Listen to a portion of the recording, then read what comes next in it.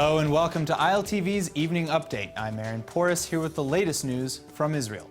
A few hours ago, a Syrian air defense commander, Yasser Hussein Assayed, was killed by an airstrike near the town of Khan Arnabe while driving to Damascus. Though Syria accuses Israel of conducting the assassination with a drone, Jerusalem refuses to comment on the incident. However, the assassination comes shortly after Defense Minister Avigdor Lieberman threatened to destroy Syria's air defense system. His threat comes just days after the Syrian army fired an anti-air missile at an Israeli fighter during a bombing run against Hezbollah targets in Syria, only to be shot down by the Israeli anti-ballistic missile defense system Arrow 3. Lieberman was quoted as saying on public radio that, quote, "The next time the Syrians use their air defense system against our planes, we will destroy them without the slightest hesitation," end quote. Yesterday, Prime Minister Benjamin Netanyahu had said that Friday's airstrike had been conducted specifically against weapons bound for Lebanon's Hezbollah. Since the start of the Syrian civil war, Israel has conducted limited airstrikes in Syria against weapon convoys bound for the Lebanese terror group. There's a new development on the ongoing feud between Israeli Prime Minister Benjamin Netanyahu and Finance Minister Moshe Kahlon that threatens to bring about early elections. The crisis started last weekend when Netanyahu backtracked on an agreement with Kahlon to set up a new public broadcasting corporation.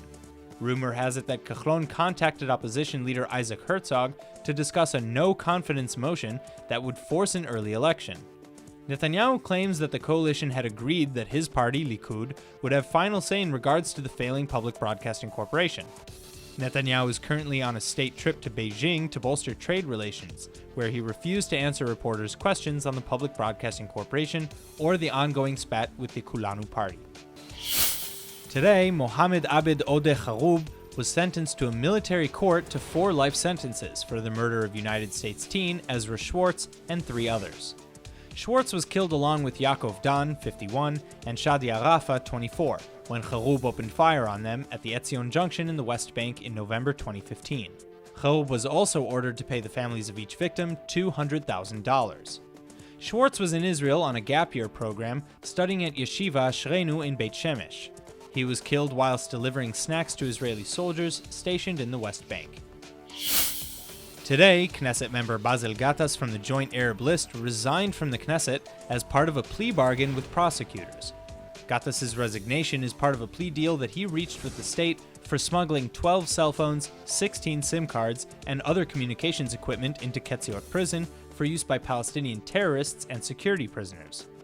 By accepting the plea bargain, Gattas avoids the more serious charges of aiding the enemy and being an accomplice to terror, but will still be incarcerated for at least 2 years and will have to pay a fine. In a video recorded in December, Gattas is seen passing envelopes to prisoner Walid Daka, who's serving a life sentence for his part in the kidnapping and murder of IDF soldier Moshe Tamam in 1984. His seat in the Knesset will be replaced by MK Jama'a Azbarga. Today, a cache of 9 bronze coins were found dating all the way back to the 7th century CE, around the end of the Byzantine period. The coins bear the images of 3 important Byzantine emperors, Justinian, Maurice, and Phocas. It's believed that the coins were minted in Constantinople, Antioch, and Nicomedia around 1400 years ago. The excavations began last June and exposed a large 2-story structure and a complex wine press.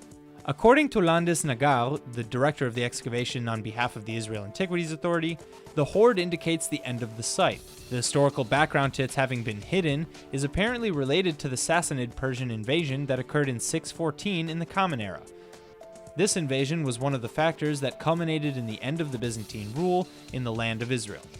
Essentially, the excavation suggests that residents in the area buried their money because they were afraid of an imminent danger, such as an invasion.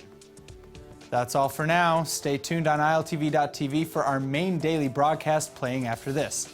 I'm Aaron Porras and see you next time with our morning briefing from Israel at 8 a.m. Eastern Time.